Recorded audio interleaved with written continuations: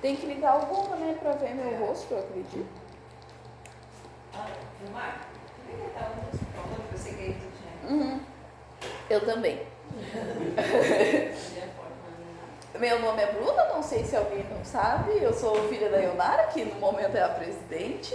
E qual qualificação eu tenho para poder falar de suicídio aqui, né? Eu estudei 2 anos de psicologia, eu sou espírita a vida toda, e eu mesma tentei suicídio tantas vezes que eu não faço a menor ideia de quantas foi. Pode ir para frente, meu, por favor.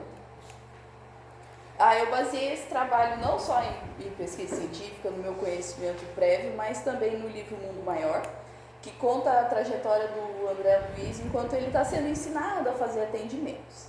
E no Mundo Maior, o Calderaro, que é essa pessoa que está ensinando ele, fala para o André Luiz que o maior desafio da humanidade é se manter sã.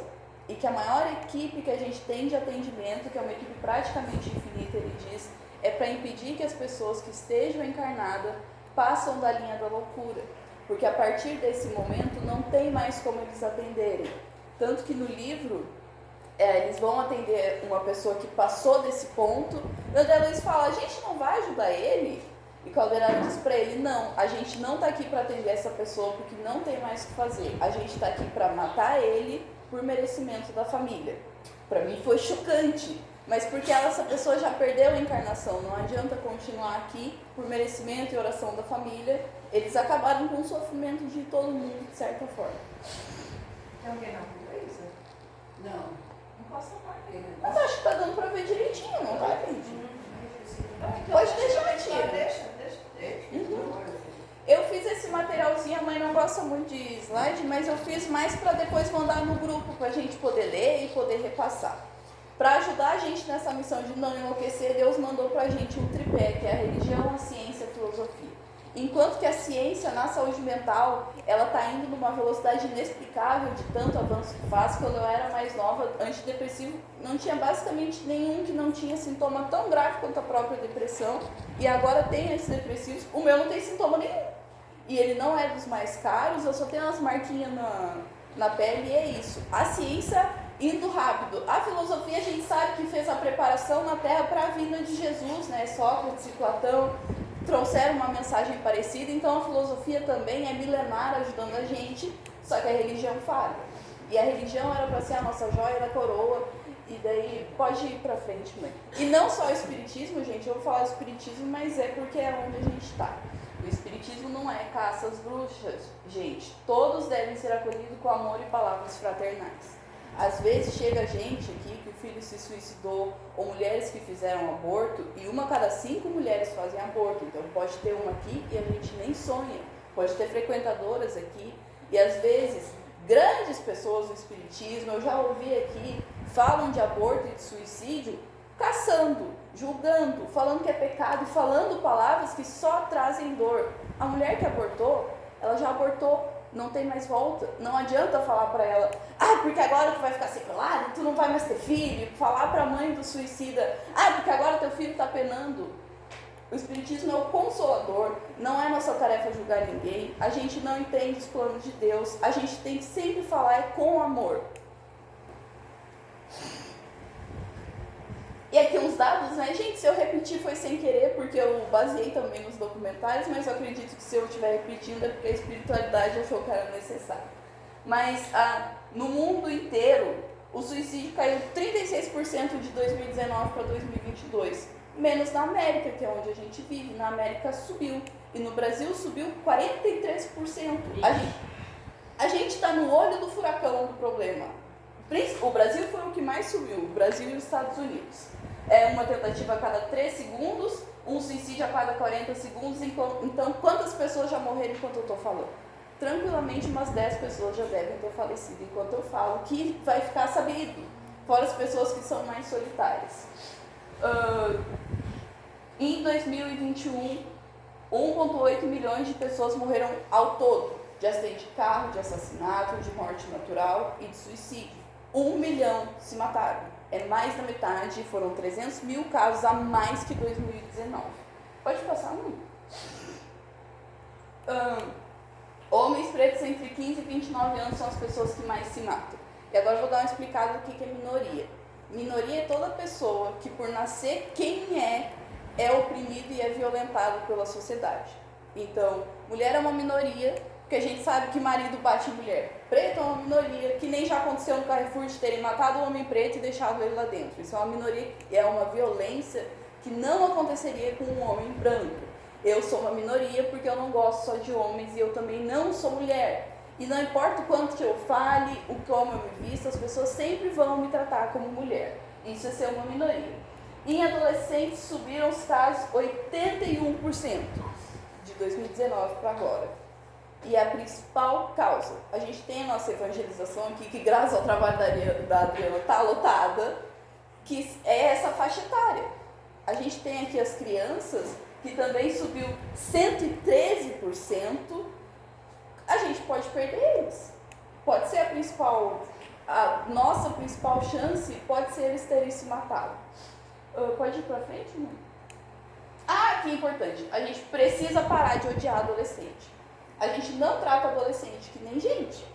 O adolescente vem conversar com a gente não dá bola. O adolescente fala que está com problema na escola, a gente não dá bola. A gente, quando vê uma pessoa com uma criança muito bonitinha, muito educada, a gente fala, tu vai ver na adolescência, ele vai te dar trabalho. Que isso, gente? Adolescente é uma pessoa igual a gente. Para Deus, todo mundo é igual. Uma pessoa de 180 anos é exatamente igual a um adolescente, é igual a uma pessoa que está na barriga, e eles merecem um respeito. A gente já foi adolescente. E é um período de muita mudança no corpo. O corpo dá esse desafio, o cérebro está tendo muita mudança hormonal que controla o comportamento e é naturalmente um período de desafio.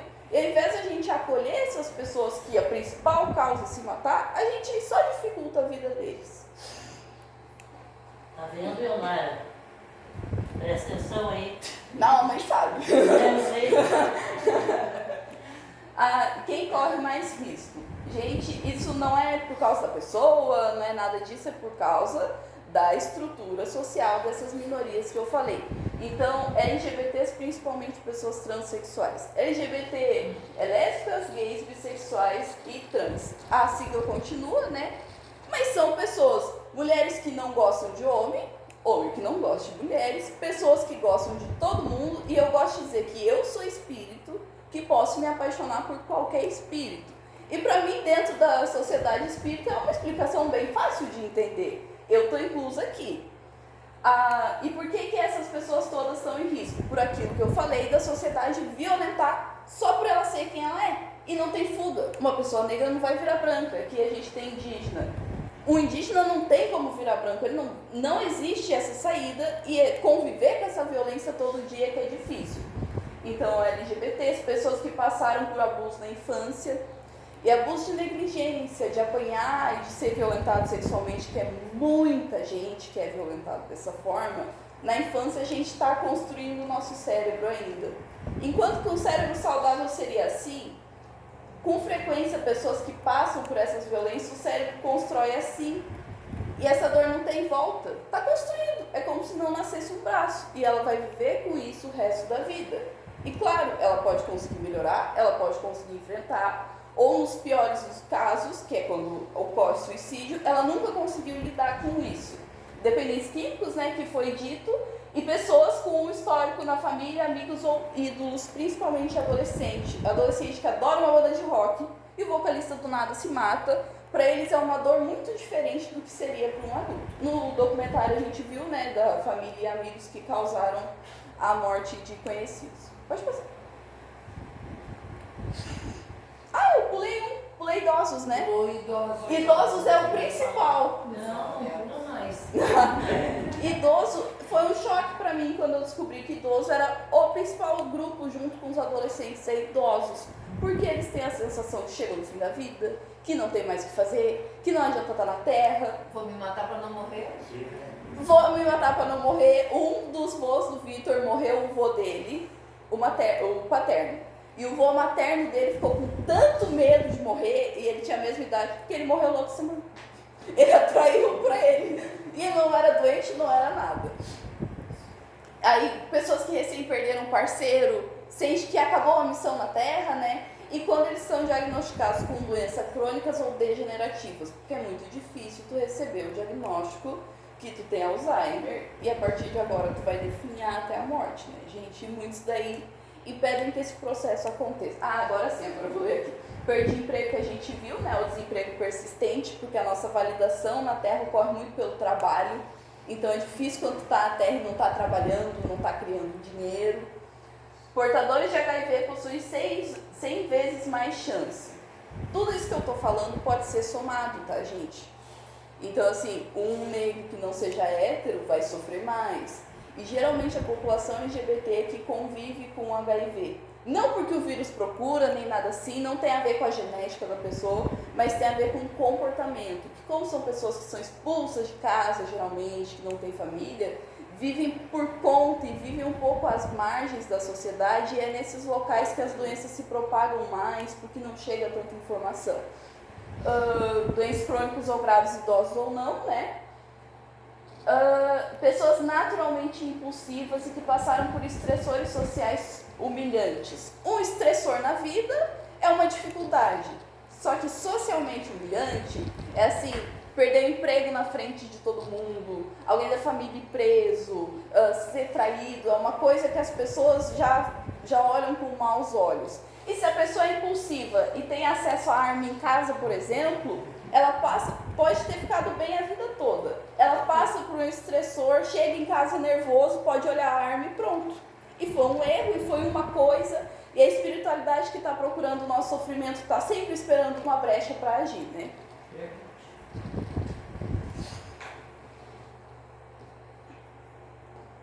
E daí quem tem mais risco por ser naturalmente quem é, são pessoas com depressão, né? Porque um sintoma da depressão é não ter esperança, então eu nunca vou melhorar. Quem é bipolar, borderline e apresenta sintomas psicóticos. Sintoma psicótico é delírio, é alucinação, é confusão mental, é ter a fala diferente, tudo isso, até problemas de dormir. Borderline é um problema de personalidade que faz com que a pessoa nunca tenha a personalidade pronta. Então tem um vazio que não tem como preencher. Eu sou quase borderline, então a pessoa meio Maria vai com as outras, é meio ruim sem perceber, tem o corpo distorcido, mas tudo isso tem a ver, borderline, bipolar e psicóticos, com impulsividade. E para bipolar é muito difícil porque eles vão da depressão para o auge da vida. É o melhor sentimento do mundo para o pior sentimento do mundo. E quando chega no melhor, eles acreditam que já passou. E daí volta a depressão e volta para o melhor. E isso faz com que essa dor vá aumentando e somado com o impulso, né? E o que piora esses quadros? A pessoa não se tratar. Todos esses quadros, a depressão pode ser leve, pode ser moderada, grave ou crônica. E daí a gente está sempre pensando no espectro pior aqui nessa fala, né, gente? E daí, quando uma pessoa bipolar não se trata, ela não tem nenhum tipo de apoio profissional quando ela chega lá embaixo. Borderline também, as pessoas precisam de acompanhamento. Quando faz tratamento mal feito. Então vai no psicólogo hoje, depois na próxima não vai, e daí deixa de ir no psiquiatra, toma um remédio, mas no outro dia não toma, ou toma vários de uma vez. E quando a gente se trata mal feito, a gente piora. Tanto que assim, uma unha encravada, se infeccionar, a gente Pode trazer uma pessoa para casa espírita, pode infeccionar e a gente não tratar, a gente pode perder o dedo. E a mesma coisa com problemas de saúde mental. O dedo perde a vida. Infecção pode matar. Alta recém-obtida de tentativas ou ideação. A gente pensa que a pessoa saiu da internação bem, que agora acabou o problema, mas não. A internação é um protocolo de emergência para essa pessoa ser vigiada, para ela descansar. Só que às vezes essa pessoa, todo período que ela estava internada, ela estava pensando, aí eu vou chegar em casa e vou fazer tal coisa, eu vou chegar e vou fazer tal coisa. E ela volta da internação e ela faz tal coisa. Porque internação não é milagre, é tentar apaziguar aquele ímpeto. E daí pessoas que moram sozinhas. Se quando ela chegar em casa da internação ela estiver sozinha, não vai ter ninguém para impedir e tentar ajudar ela. Baixa rede de apoio, né, que é não ter essa família ou amigos que se disponibilizam para ajudar essa pessoa e impedir que ela tenha ideia de jirico.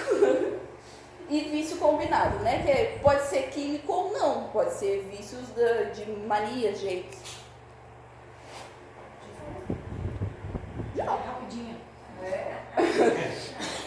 Aí, risco imediato. Gente que tem uma dor gigantesca, que dá um desespero horroroso. Dor emocional. A dor que causa um problema mental não é emocional. É uma dor. E a pior dor do mundo que pode se sentir é do emocional. Não tem corte, não tem batida, não tem nada que se compare. E daí tu tá nesse desespero, não tem ninguém pra te amparar e tu acha que nunca vai melhorar. E tu tá fixo nesse quadro. A pessoa que não tem esperança é uma pessoa que tá em risco muito grave.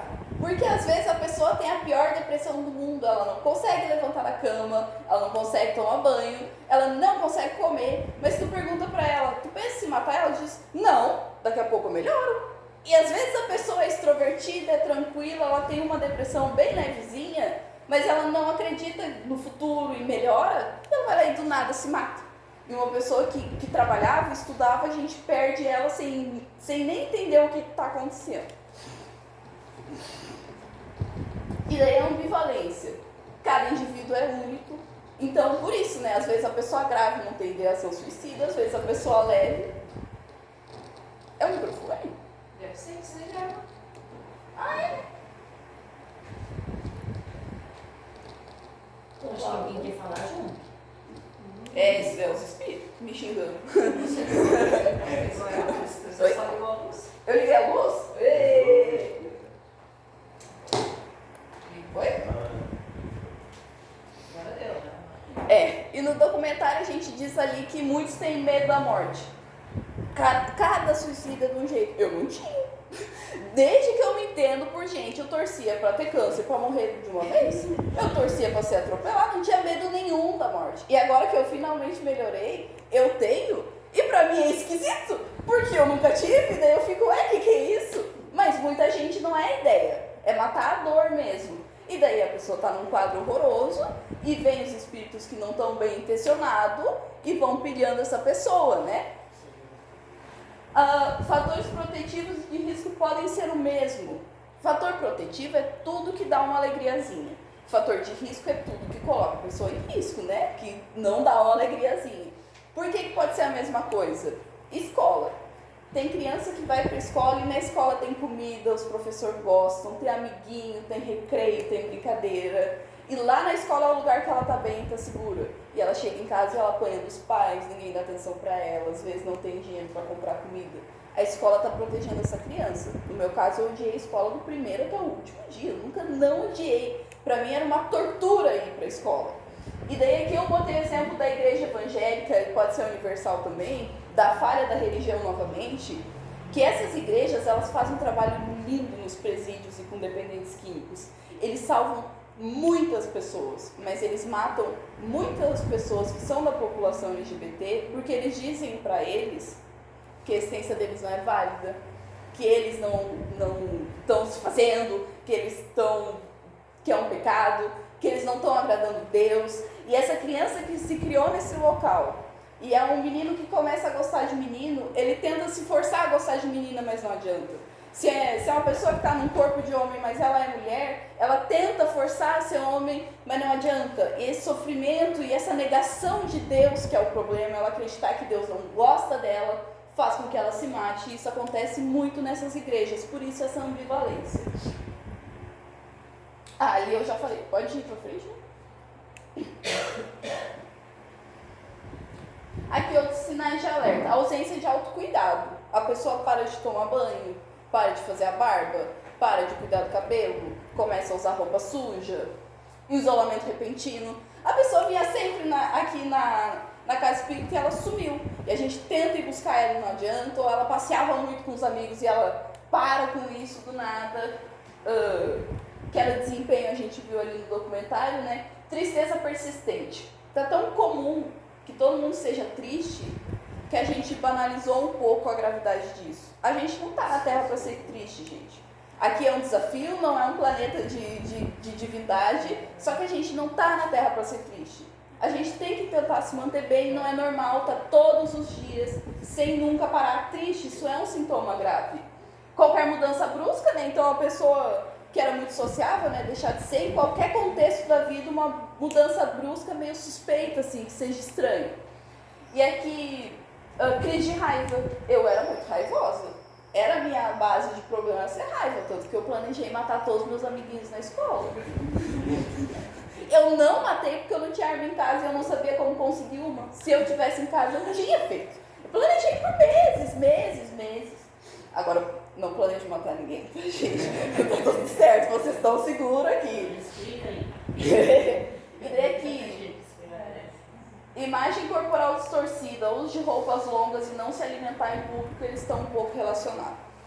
A imagem corporal distorcida também se relaciona, eu faço academia, e muita mulher lá dentro diz que tá horrorosa, que tá gorda, e não tá. E tá linda, e tá musculosa, e elas não conseguem se enxergar do jeito que elas estão. E não é porque a pessoa tem sobrepeso que ela tá feia, não tem nada a ver uma coisa com a outra, né? E daí usa roupas longas geralmente no calor, não só para esconder a mutilação, que nem a gente viu no documentário, mas para esconder o próprio corpo. E parar de se alimentar em público pode estar relacionado com distúrbios alimentares, de anorexia, bulimia. E geralmente essas pessoas são um grupo de risco. Acho que pode ir, né? Queda de desempenho ali embaixo. A gente viu um documentário na escola, uma pessoa que trabalhava muito bem e daí do nada não dá mais para confiar nela, começa a faltar. A mudança de peso, que é uma pessoa que do nada troca. E não porque ela fez uma dieta, uma coisa estranha. Tem que ser estranho essas mudanças. Perda de prazer em atividades adoradas. Então assim, a pessoa adorava jogar um vôlei na quarta-feira. Amava, não passava sem. E do nada não tem Cristo que convença ela a ir. Ou ela pintava, ela simplesmente para de pintar e tu tenta convencer ela e ela não vai. Ih, não tô aparecendo nem por nada aqui na câmera. Foi sem querer. Alterações de sono, uma pessoa que vai pra casa do trabalho e dorme até a hora de ir pro trabalho de novo e não tá nem aí pra comer. Ou uma pessoa que para de dormir completamente. E comportamentos de risco à procura pela morte. Eu também fiz muito isso, que é ser passivo. Não necessariamente eu me jogava na frente do caminhão, mas se eu visse um carro vindo, eu meio que ia pra cima da faixa. Ou se uma pessoa vai atravessar a rua e não olha pro lado. De propósito, né, gente? Menino faz muito isso, que é fazer, do nada, acelerar o carro, tudo que dá, num lugar que não deveria. Ou a pessoa bebe muito. Ou, por exemplo, ela tem lúpus, que é uma coisa que precisa sempre tomar o remédio, né? E ela para de tomar os remédios, meio que esperando que o que ela tenha mate ela. Qualquer doença, né? Que tenha remédio de Sim. Quando você não tomou, teve. Até remédio de pressão, né? Muita gente deixa de tomar o remédio de pressão.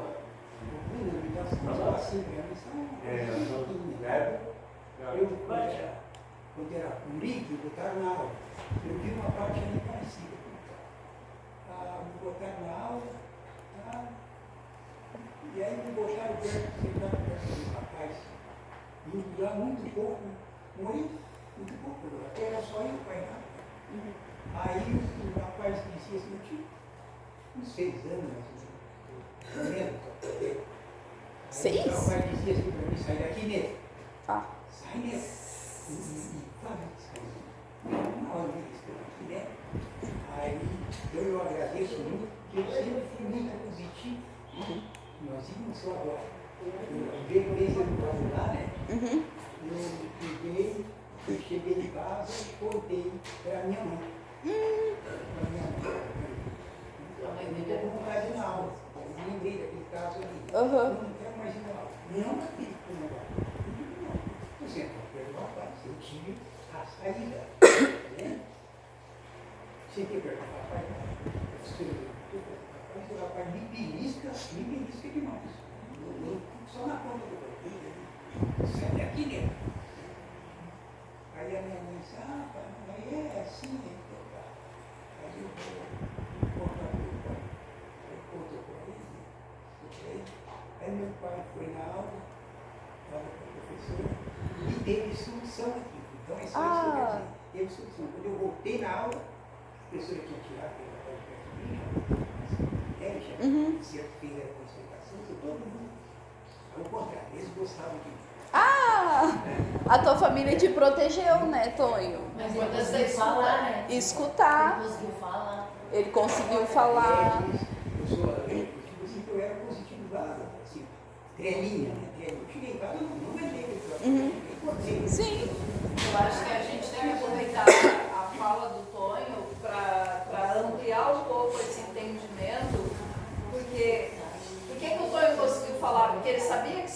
resultado. Sim. A importância de nós escutarmos as pessoas, escutarmos nossos filhos. A gente está aqui diariamente aprendendo a amar o próximo. Quem é próximo, mais próximo do que nossos filhos. Abrir o nosso coração e os nossos ouvidos para os nossos filhos. Mesmo que sejam adolescentes e que nós já estejamos contaminados por aquele preconceito que a Bruna disse,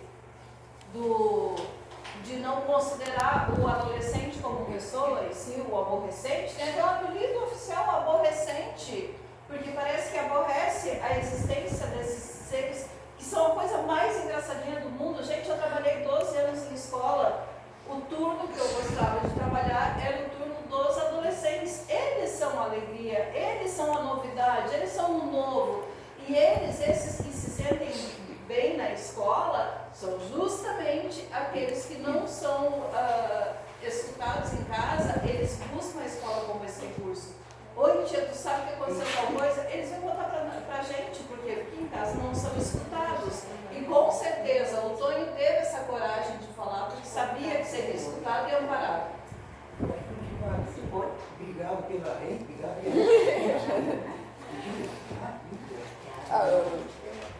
Um voluntário do Centro de Valorização da Vida, que é um local que tu pode ligar em crise suicida,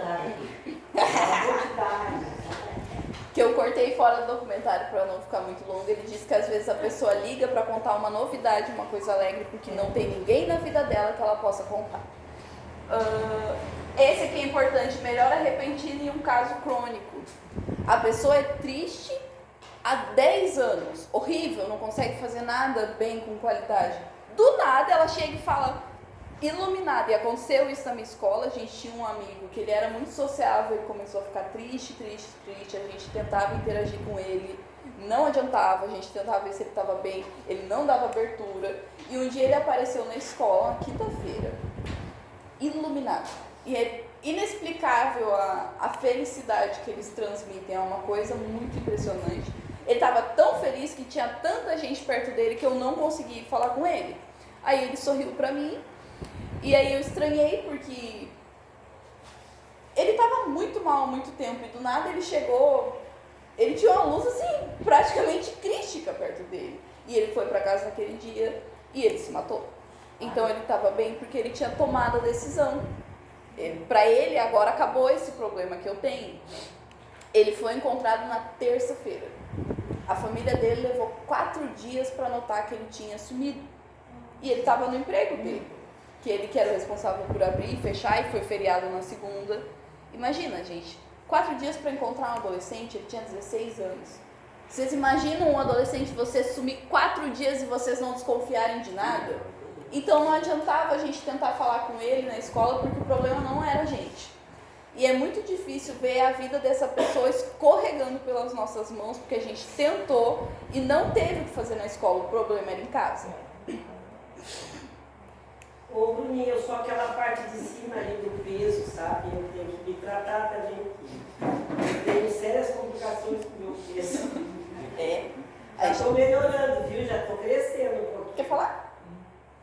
Eu já passei por isso, sobre quando quando no passado tu erra no passado, aí tu se arrepende de todas as coisas erradas que tu faz, e aquelas pessoas ainda te cobram pelo que tu fez no passado, elas te cobram muito pelo que tu fez no passado, e isso faz com que a pessoa deixe ela mais depressiva ainda, Sim. Sabe? E eu já tive isso, né? Porque eu errei muito no passado, coisas absurdas que eu já fiz no passado. E hoje em dia as pessoas, às vezes as pessoas me cobram pelo que eu fiz no passado, né? Sendo que eu já tinha me arrependido das coisas que eu tinha feito, né?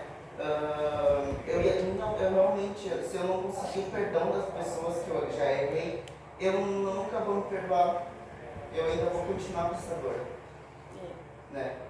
E ainda as pessoas me cobram pelo que eu já fiz, né? Elas cobram pelos pecados que eu já pequei, e isso é uma coisa triste, né? Isso também é uma coisa que eu acho que deveria falar. Sim. Né?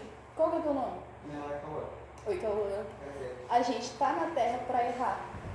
Porque ainda é a forma que a gente aprende. E aí, quando a gente erra e a gente entende, a gente evoluiu. E faz parte do processo da outra pessoa ela aprender que a gente já cresceu. Então a gente tem que aprender a se perdoar primeiro. Porque a gente só é responsável pela gente. Essa pessoa não entendeu que tu cresceu. Isso é o erro dela agora. E ela vai ficar com esse sofrimento, mas esse sofrimento é dela, não é mais teu. Porque tu já entendeu que tu fez errado. Então, E já se arrependeu. já se arrependeu, que é o que importa, já reconheceu, já mudou, tu já fez a tua parte. Bruna, só a gente está dentro de casa espírita, estudando uma vida inteira aqui para ser melhor espírita, tá? Então, eu como uma espírita, já sou há 31 anos na casa, meu filho caiu nessa depressão profunda, ele passou, já completou 6 anos, até que ele fosse no médico, que ele aceitasse tomar remédio, se tratar, porque ele jogou a toalha e viu que não tinha mais solução. Ele Tava tirou sem esse ponto esperança. todo. 2 anos ele ficou em cima da cama, deitado de barriga para cima, olhando pro teto, chorando, sem motivação. Perdeu, sabe-se lá quantos quilos? Eu dava comida de colherinha na boca, ele mal conseguia engolir. Nada da vida era favorável para ele. E daí, quando eu falei recurso lá na casa espírita, a resposta, eu sou um bicho muito bicudo, eu nunca aceitei essa resposta. Mas, Que era só obsessão. não, que era mediunidade maltratada que eu tinha que trabalhar na casa espírita. Eu disse, absurdo, vou deixar de ser espírita hoje mesmo. Vou dar um paciente de maca, trabalhar na casa espírita. Não, mediunidade ele tem que exercitar. Eu disse, tá, ele, se for mediunidade quando ele estiver bem, ele quiser optar, ele vai fazer isso. Sim. Agora ele está com um problema físico, que era no momento. O trabalhador espiritual. doente não pode. Aí foi indo, o tempo foi passando e a escola bateu e era encerramento de segundo grau e ele não comparecia mais. Eu fui lá na direção da escola, bem pertinho da minha casa, e o Nara já trabalhou lá.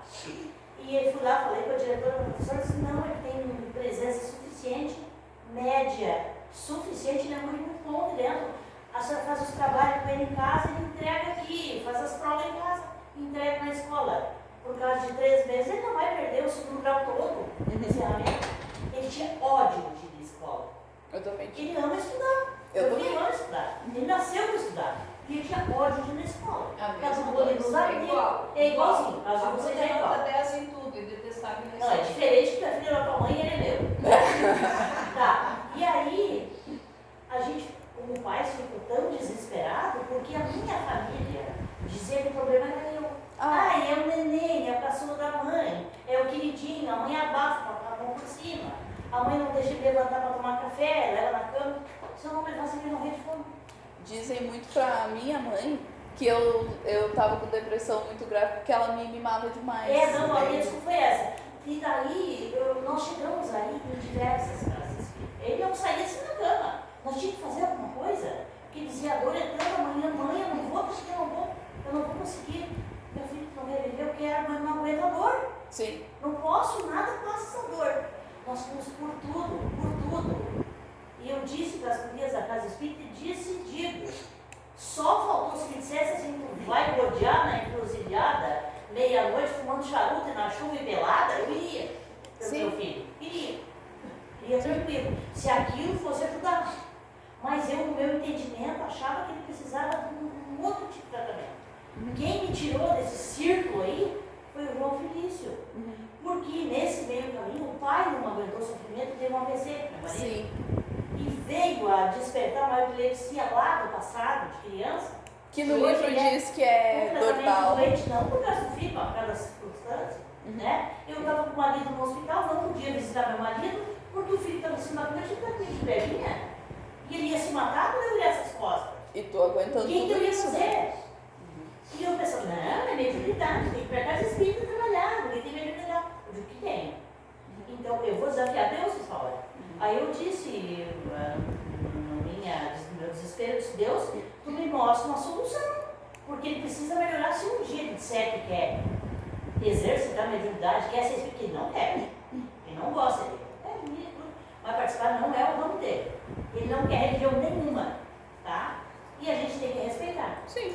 Mas que Deus me mostrasse uma maneira. Aí eu escrevi uma carta, no tempo da internet, gente, eu escrevi uma carta. Tá? É do meu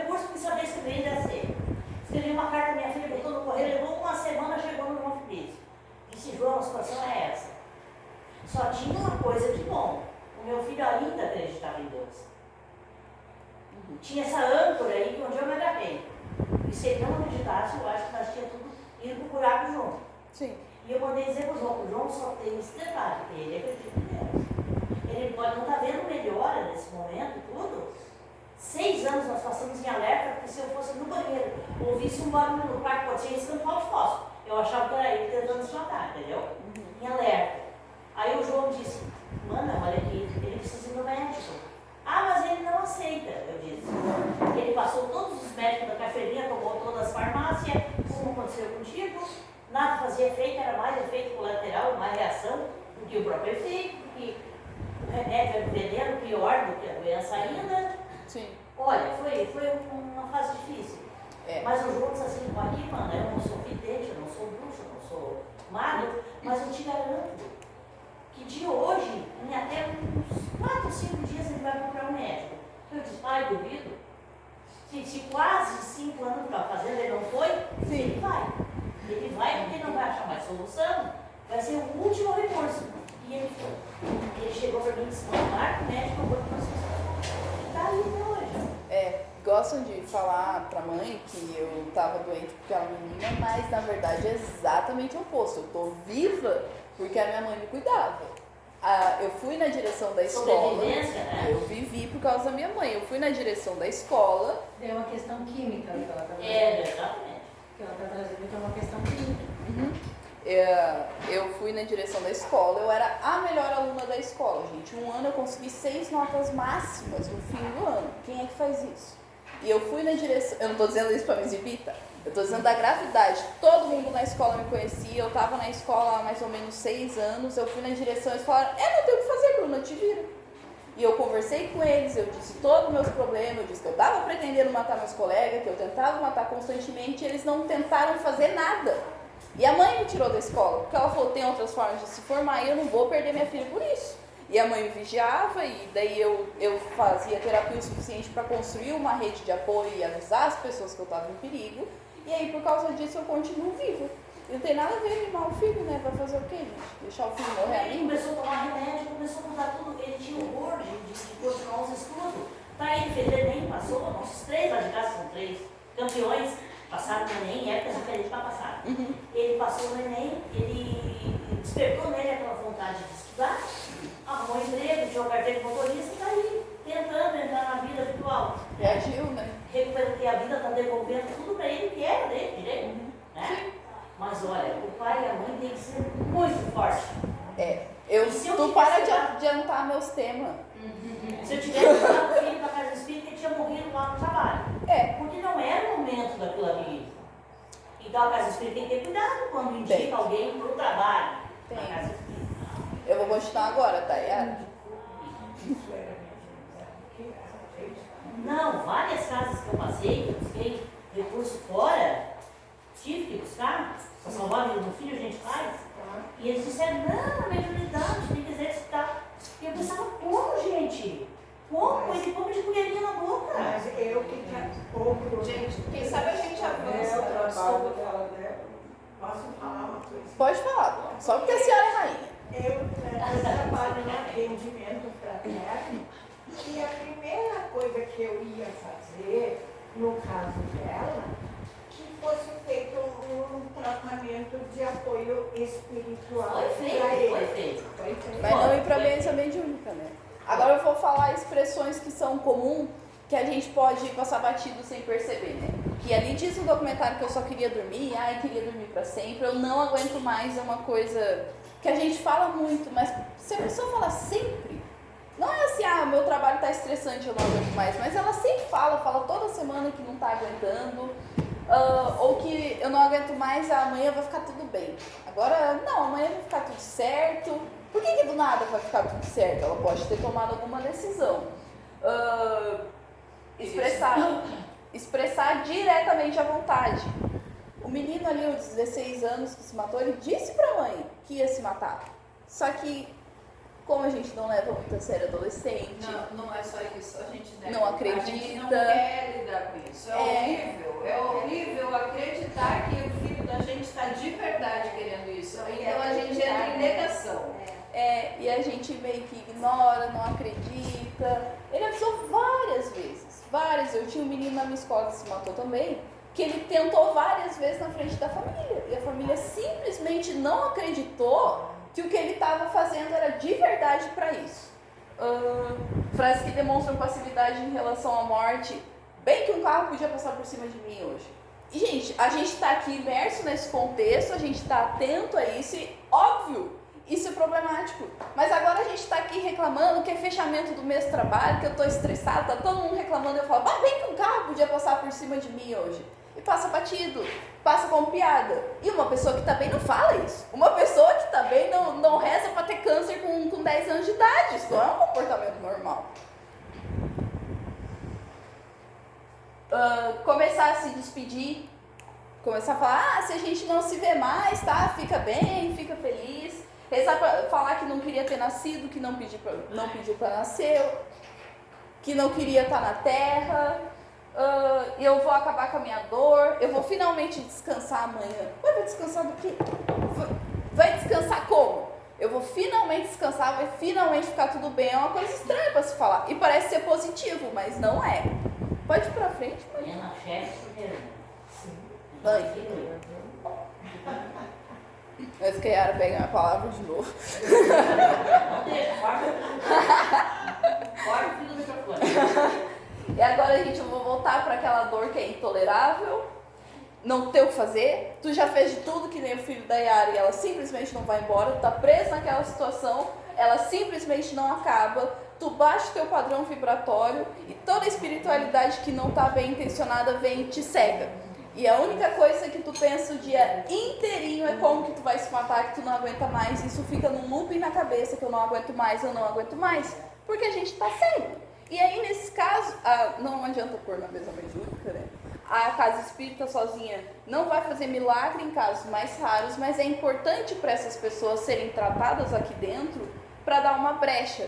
Porque assim como a espiritualidade não amiga espera a brecha, a amiga espera a brecha também. E se a gente reza para essa pessoa, toda a espiritualidade quer atender ela. E às vezes quando ela vem no apoio vibratório, vem fazer um passe, ela cria um pouquinho de esperança e é ali que eles entram para agir. Tá escutando ou não? Agora o que fazer, né? Que eu só falei coisa triste até agora, né? Isso aqui são perguntas norteadoras e elas vão piorando. A parte vermelha é quando tá mais grave. Tu tá desconfiando da pessoa, né? Perguntar salva vidas. Tu pergunta pra ela, tem algum plano pro futuro? Que nem tem gente que se esforçou a vida inteira pra entrar numa faculdade e entra e larga. E era a paixão dela. Por que alguém larga a faculdade nesse caso? Porque não vou estar vivo no futuro, não vai melhorar nada, não adianta nada eu me formar, não tô nem aí, vou sair. Então, tem algum plano pro futuro? Uma pessoa que está saudável vai dizer, nas férias eu quero viajar, ou eu quero virar médico. Uma pessoa que não está vai dizer, não. Nenhum plano? Não tenho nenhum plano. Aí, o que pode ser dito depois? A vida vale a pena ser vivida? Para mim, não valia. Eu não queria ir para o mundo feliz, eu não queria virar Cristo, eu não queria virar pleno, eu não via a necessidade de estar se esforçando para evoluir. Eu queria não existir de forma nenhuma. E isso foi a última coisa que eu perdi. Eu tenho um impulso suicida ainda, mas agora eu finalmente perdi isso. Eu acredito que vale a pena evoluir, a vida tem um sentido e é difícil demais perder isso. Depois que tu nos conheceu, tu perdeu isso, viu? Quis viver. Não, eu levei 7 anos, eu já conhecia todo mundo aqui. Ô Bruno, já que ninguém grava. Oi? Já que ninguém grava. Se a morte viesse, seria bem-vinda? Ia ser bom se eu fosse atropelado, né? Eu ia curtir. Isso aqui já foi ficando mais grave, agora a gente passa para a parte vermelha. Você tá pensando em fazer algum mal? Tu tá realmente pensando em se jogar na frente de uma carreta? Essa pessoa já pode estar arquitetando, né? Se sim, você tem algum plano de como fazer? Quando a gente descobre o plano, a gente pode acompanhar essa pessoa, a gente pode esconder os meios que ela tem em casa, né, para tentar, a gente já tem como reagir. E muitos falam, alguns escondem porque estão decididos e não tem o que fazer, mas muitos realmente falam, eu pretendo fazer isso, isso e isso. E se você já tentou, se essa pessoa já tentou, ela teve os meios, ela teve a oportunidade, se ela já tentou, o que geralmente precisa acontecer é a intervenção mais de emergência, que é a internação. E geralmente a internação coloca a pessoa para dormir, porque o sono é uma coisa muito curativa, é quando a espiritualidade consegue atender a gente, consegue conversar, descansa o organismo, e daí coloca a pessoa para dormir dias a fios. Às vezes a pessoa dorme 3 dias internada, ou pode acontecer a internação domiciliar. Eu sempre fiz a domiciliar, então eu tomava remédio para dormir, que me derrubava 12 horas, eu acordava, comia, era derrubada de novo, até que, tá, agora eu perdi o impulso, eu posso continuar caminhando por aí. Pode ir pra frente, por favor. Mas nem sempre é fácil, mas é a melhor opção. É muito difícil conviver com uma pessoa que tem algo crônico. Isso, qualquer doença, acredito que todo mundo aqui já tenha convivido com alguém, ou com Alzheimer, ou com uma deficiência que precisa sempre de atendimento. Saúde mental é muito difícil. Eu brigava. Nossa, eu fiz a vida do Vitor no inferno. Ele tinha que me carregar pro banho. Eu brigava, fazia escândalo. A gente dificulta a vida, tudo que dá. Porque a ideia é se matar. Eu não quero ficar bem, eu tô fixa nesse meu problema, então eu não quero a tua ajuda. Aí uma coisa, por exemplo, que aconteceu tem pouco tempo, eu já estava muito melhor. Eu consigo controlar a minha cabeça, só que meio que não o que o meu corpo faz. Então às vezes eu tô bem e o meu corpo decide, vou fazer tal coisa. E o que eu consigo fazer é falar pro Vitor, eu vou fazer isso, isso e isso, eu vou te enganar, porque como eu conheço ele, eu consigo enganar, e vai acontecer tal coisa. Eu engano ele, mas aí ele se manca e me impede. Esse tempo que eu fiz, eu virei pra ele e falei, vou lá no banheiro tomar todos os remédios que eu achar pela frente. E fui. E eu botei na boca, o Vitor me segurou pelo pescoço. Isso é uma coisa legal pra fazer com uma pessoa que a gente ama? Não, mas seria fazer o quê? Deixar eu tomar meus remédios? A partir daí eu perdi o acesso à minha caixinha e ele fica com todos, ele me dá um por vez. Não deixar a pessoa sozinha. Suicida pode ser traiçoeiro. E geralmente se a pessoa tá muito fixa na ideia, ela vai falar assim, não, eu já posso ir no mercado sozinha. Tu tá cuidando dela uns 5 dias a fio e ela fala, não, eu consigo ir no mercado, pode deixar, ou pode ir no mercado que eu fico aqui olhando filme. Se ela tá tentando ficar sozinha, persistentemente ela tá querendo aprontar alguma coisa. Controlar o ambiente, né, que eu falei, não pode deixar tranca na casa, porque a pessoa pode se trancar no banheiro, não pode deixar ela com acesso a remédio, com nada que dê para se cortar, com desinfetante, tem que limpar essas coisas da casa. Destacar, procurar e criar fatores protetivos. Destacar é falar assim, a mãe te ama muito, como é que eu ia ficar se tu sumisse? Falar do irmão, falar do amigo, procurar fazer com que essa pessoa converse com os amigos dela, e tentar criar. Então assim, se o filho fala um dia, eu queria comer uma batata frita e ele nunca mais quis comer nada, compra batata frita. É a única coisa que ele quer comer, compra batata frita para ele. Se ele diz, eu quero fazer tal coisa, tenta fazer tal coisa para criar algum tipo de alegriazinha. Sempre tentar criar essas brechas terapêuticas na pessoa. Pausa, por favor, mãe. Eu tenho que ligar a caixa.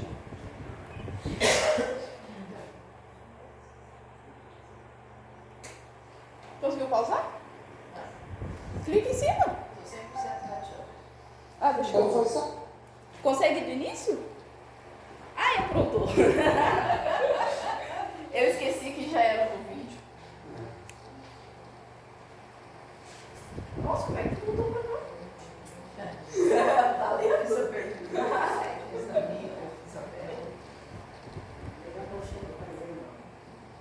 Ela procurou ajuda? Dá play igual coisinha, só deixa eu falar um pouquinho. Esse aqui é um caso, gente, de suicida ser traiçoeiro. Essa aqui é uma psiquiatra, ela tem bastante fala na internet.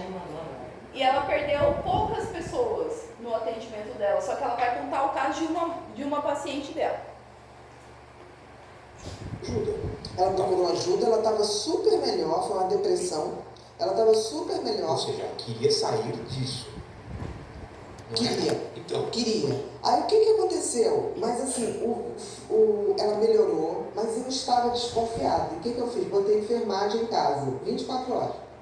E era uma pessoa que tinha uma condição social muito boa. Então tinha na casa chofer, tinha cozinheira, tinha enfermeira.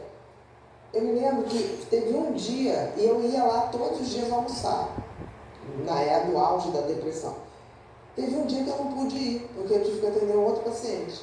Nesse dia, eu liguei e falei, olha, avisa que hoje eu não vou poder. Tá. Mas ela tá super bem, doutora, fica tranquila. Olha, ela foi ao salão, fez a mão, cortou o cabelo, tá? Ok.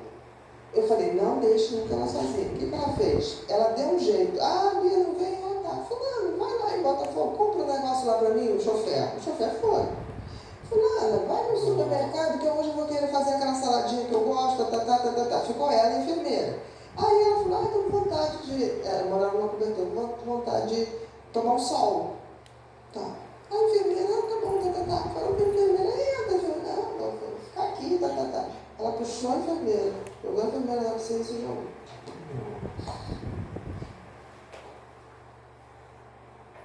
Eram mais de 3 pessoas vigiando ela o tempo todo.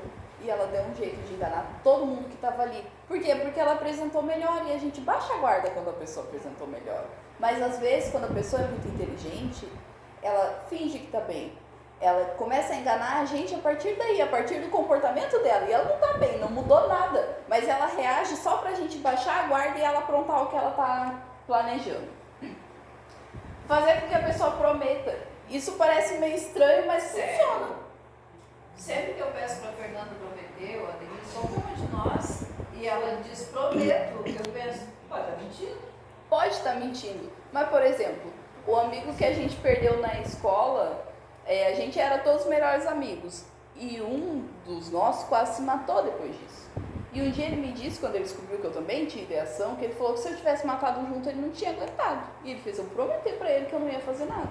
O impacto que eu ia causar não só na minha vida, nos meus problemas, mas na vida da família dele. Aí vai perder 2 adolescentes, tá bom, então eu vou me comportar, já que... Porque a gente não valoriza a nossa própria vida, mas pode valorizar a do outro.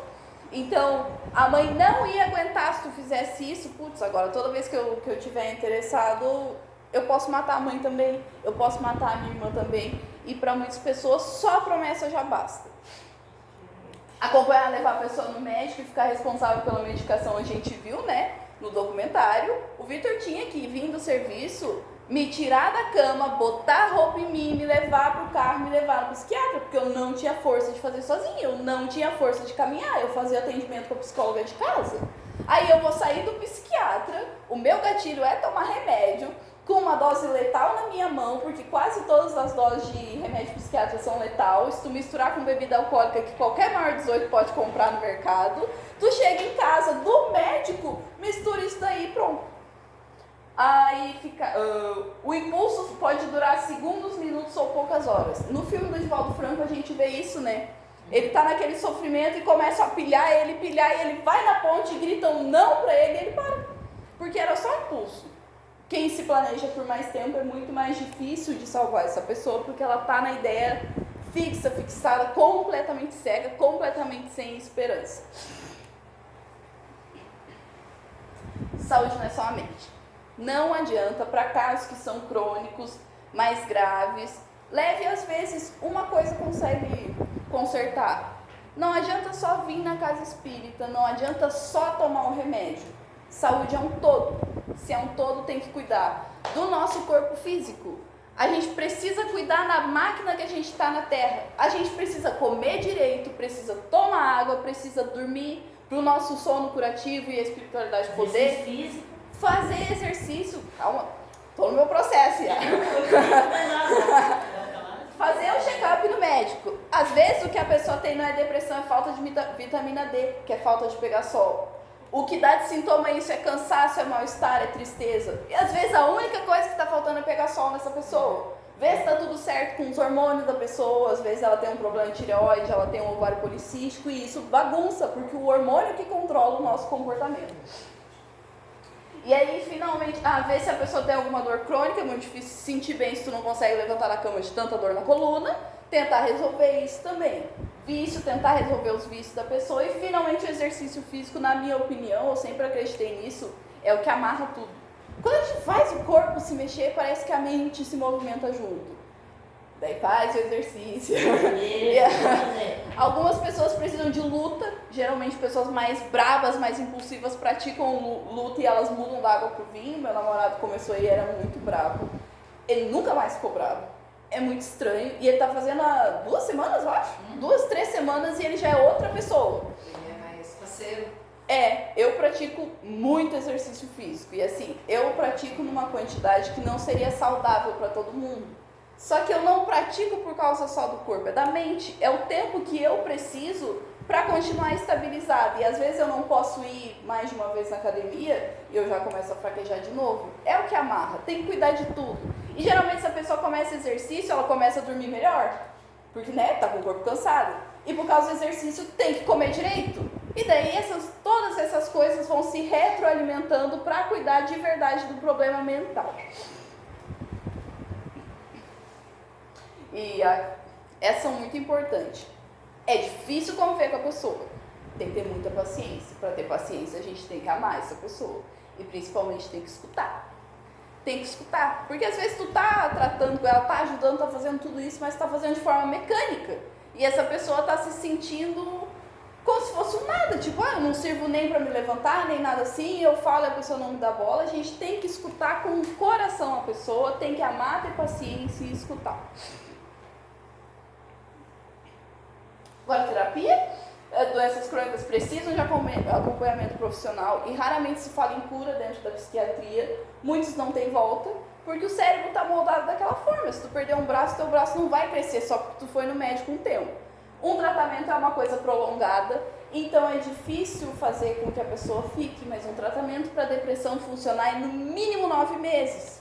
Aí tu chega nessa pessoa que está de ideia fixa e fala, vamos para terapia e vai resolver todos os teus problemas. Não vai. A minha levou 7 anos para fazer efeito. 7! E eu ainda tenho que ficar 4 horas na academia, eu tenho que tomar meus remédios na hora certa, eu tenho que ir na psicóloga sempre. É difícil terapia, é um processo gigantesco e tem que ter paciência. O tratamento na casa espírita é aliado, mas não faz milagre, né? Não tranca a terapia quando a pessoa melhora. A pessoa tá ruim há anos. Aí ela finalmente achou um medicamento que dá certo, achou um médico que respeita ela, ela melhorou e o que ela pensa, ou às vezes as pessoas na volta pensam, não precisa mais. Não, gente, tá bem porque a terapia tá funcionando, não pode parar a terapia quando a pessoa melhora, tem que continuar, a menos que o médico fale, tá, tu tá pronto para dar alta? E assim, a retirada de medicação é aos poucos. O afastamento do atendimento com a psicóloga é aos poucos. Não pode só parar a terapia assim, não quero mais, porque aí tu vai cair numa crise muito pior do que a lá inicial. Muleta não é cura. Desculpa, volta. Volta. Muleta não é cura, por exemplo, academia. Tem gente que ela tá toda perturbada e ela entra na academia e ela diz que agora ela tá bem. Só que se ela não vai um dia na academia, ela se tortura. Ela entra em sofrimento, porque ela está usando isso de muleta. Não é um processo curativo a academia. A dor essa que a gente sente é um problema no espírito. E a gente está aqui para evoluir e aprender a conviver com as nossas dores do espírito. Alguém que sai todo fim de semana inteiro e bebe bastante e se sente bem pela semana inteira, não está se tratando. Isso é uma muleta, isso é esconder a dor que ela está sentindo. Pronto, mãe. E agora eu vou falar o suicida, porque a gente nunca sabe quem é que tem vontade ou não. Muitas pessoas escondem e ninguém suspeita, tanto que do nada a gente tem um conhecido que se mata e fica assim, meu Deus, o que aconteceu? Toda vez que um amor se mata, a gente morre um pouco junto. Não existe superar suicídio. É muito difícil ter convivido com uma pessoa, tu pode ter notado que ela estava mal e a vida dela escorregar pelas tuas mãos, e às vezes tu não nota nada. Não existe superar suicídio, nunca. A lei divina é nebulosa, mas não se pode atentar contra a vida. Para Deus, todo mundo é igual. Todas as vidas são iguais e todas as vidas estão aqui crescendo. A gente faz no estudo que a vida começa na pedra. As pedras que estão aqui, elas já estão num processo de crescimento. E passa para a planta? Não. Passa para quê? Planta. E as plantinhas, elas estão ali no processo dela. A gente já foi plantinha. A gente não pode sair por aí judiando das plantinhas do nada. E vai para o animal. A vida do animal importa igualzinho a nossa. E a gente meio que fala um pouquinho, bem pouco no espiritismo, a gente não deveria estar matando o animal. A nossa vida e a vida do outro é igual para Deus. A gente não pode atentar contra do outro e com a nossa também não. A vida não acaba na morte. E a gente estuda no espiritismo que que o que é o céu e o inferno é a nossa própria consciência, porque a gente sabe, no fundo, os erros que a gente cometeu. E se a gente não sabe, também a nossa ignorância meio que protege um pouco a gente, porque não sabia que estava errando, né? A nossa consciência vai torturar a gente no pós-morte e a gente vai estar sozinho. A gente vai estar sem a nossa família, sem os nossos amigos, num local de sofrimento extremo, junto com pessoas que estão sofrendo mais ou igual a gente, completamente sozinhos.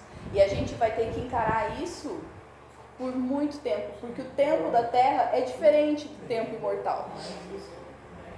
Nós escolhemos nossa aprovação porque acreditamos estar prontos para enfrentá-la.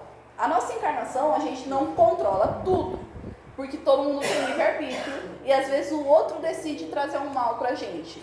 Mas a gente escolhe coisas que a gente acredita ser capaz de enfrentar. Se a gente acredita na gente antes de encarnar, a gente tem que acreditar na gente quando encarna.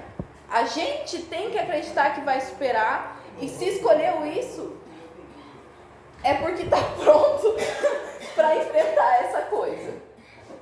A nossa dor na Terra é transferida para alguém. E a gente viu outras pessoas que se mataram por causa disso. A nossa dor não só não vai acabar na gente, ela vai piorar e aumentar, como a gente vai criar essa dor em outra pessoa. E a gente não tem nem o direito de criar essa dor na gente, nem o direito de criar essa dor no outro.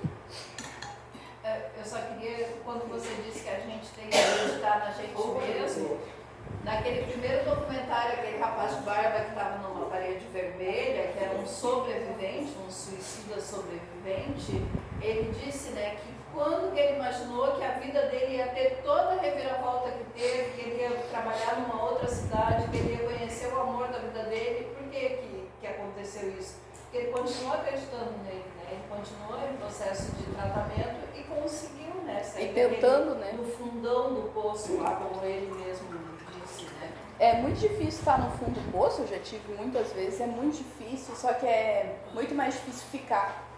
A gente tem que tentar sair sempre, é muito mais difícil ficar. Oi? Eu acompanho esses grupos de saúde mental há mais de 10 anos aqui, né, que são espalhados pela cidade. E eu acredito muito na rede de apoio. Eu acho que é muito importante porque as pessoas julgam muito, né? Uma diz que é física, outra diz que é espiritual, outra diz que é não sei o quê. Outra diz que é mãe, outra diz que é mãe. Só que eu percebo assim, 3 instâncias muito fortes.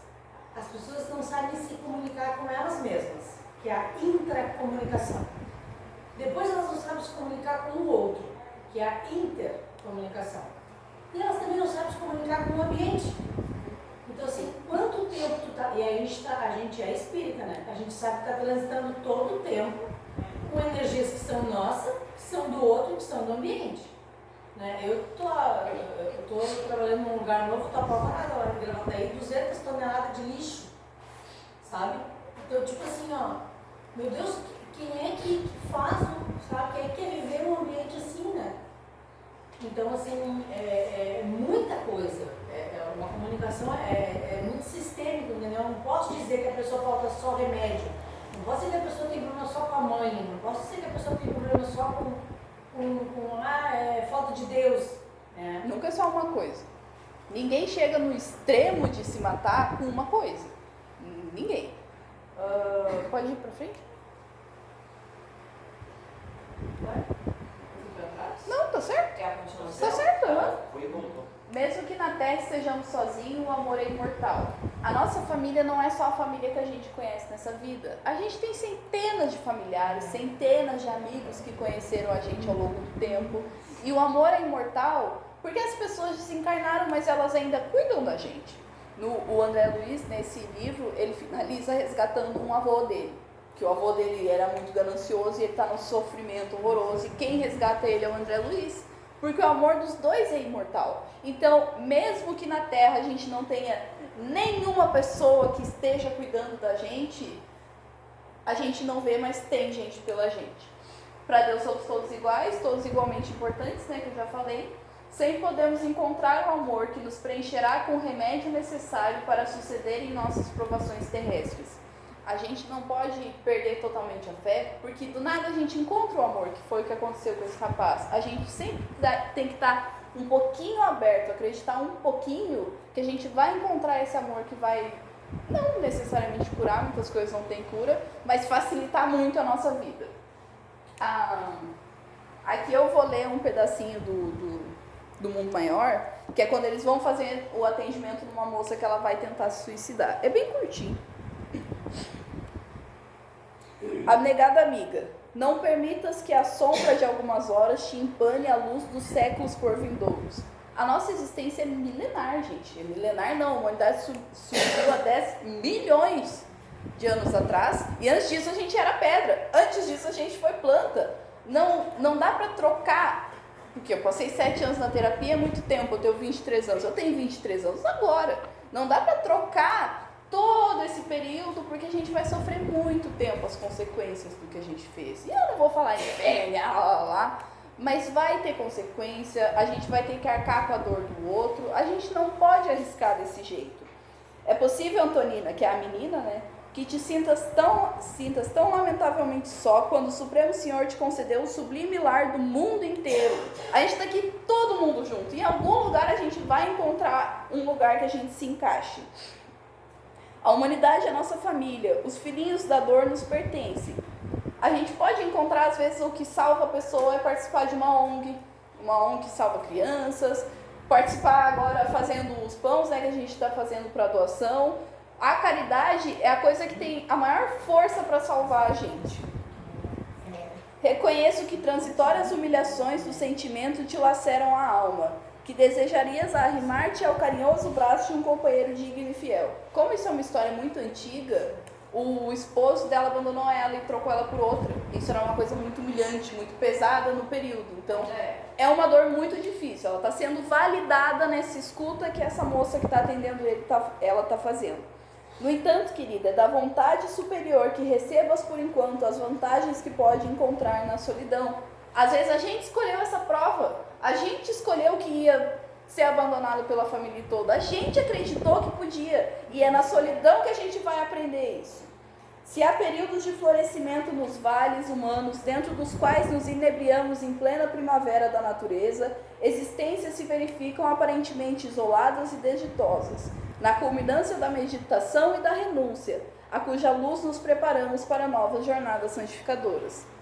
Às vezes no lodo, na pedra, nasce uma planta linda, e a gente tenta fazer com que essa planta viva em casa, e ela não dá jeito nenhum. A venca é uma planta que ela cresce onde ela quer. Não adianta a gente forçar a venca. Então, às vezes, a pessoa tem que passar por isso que ela está passando e não adianta tentar forçar ela fora. A última frase ali, eu disse antes, né, que o nosso umbral, quem faz é a gente mesmo. Eu gosto de dizer que a gente vai construindo a cada passo que a gente decide dar, né? Agora eu tô chegando bem no finzinho, não preciso sair correndo. O caso do Marcelo. O Marcelo, aqui do Mundo Maior também, ele foi um tirânico absolutista.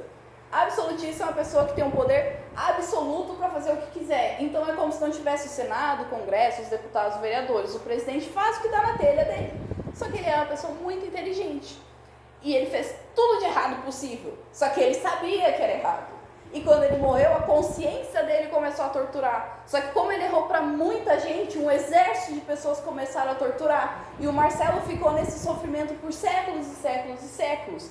Só que aí ele começou a tentar superar o erro dele, e ele foi o próprio médico dele. E nessa encarnação desse atendimento, ele já estava bem. Só que algumas das pessoas que ficaram torturando ele, buscando uma justiça que não é justiça, às vezes vinham e cutucavam ele. Quando cutucavam, ele tinha uma crise epilética.